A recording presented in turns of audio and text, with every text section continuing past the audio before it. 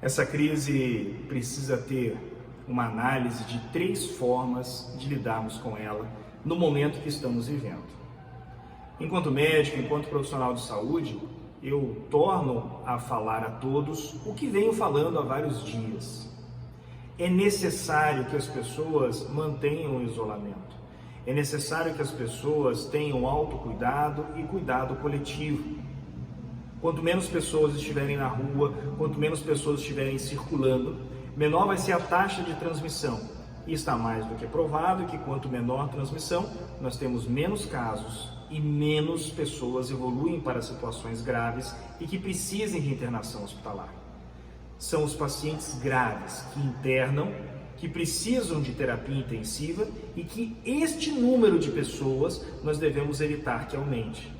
Então, a solução não é apenas criar novos leitos de UTI, a solução é evitar o contágio das pessoas para que lá no final nós não tenhamos mais casos internados. Isso é o necessário.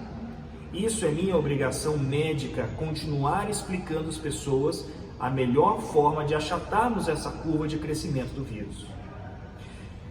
Porém, nós precisamos entender que a solução ideal seria que toda a população pudesse efetivamente fazer o necessário, isso é, ficar em casa.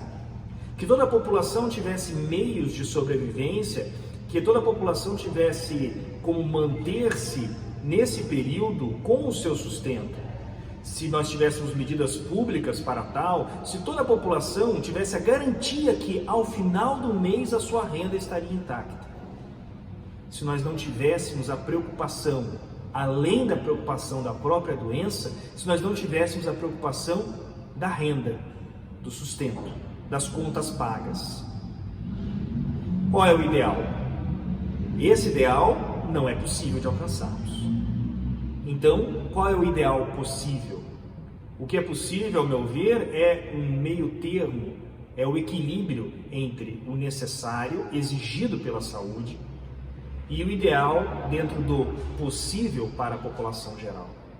É perfeitamente compreensível que o pai de família, que uma mãe de família, que aquele que cuida de si, do seu sustento, de seus familiares, tenha que sair de casa. É perfeitamente compreensível que nós não vamos sobreviver a meses de quarentena. Nós não podemos permitir que haja um colapso no sistema público de transporte econômico, financeiro e de produção. Mas como fazer isso e manter a proteção? Como fazer isso de uma forma que nós continuemos protegendo as pessoas e continuemos controlando essa doença? Se você é essa pessoa que precisa sair, seja para trabalhar, seja para fazer qualquer tipo de atividade, evite as aglomerações de todas as formas. Ao chegar em casa, você trabalhador que precisou deixar o isolamento, se preocupe com a sua asepsia. Lave muito as mãos, tire a roupa num despejo separado. Se houver um banheiro só para você, ótimo. Se não houver, desinfete o banheiro com água e sabão depois de utilizar. Evite o contato íntimo entre as pessoas contactantes no mesmo domicílio. E ainda mantenham isolados e protegidos os idosos e os grupos de risco.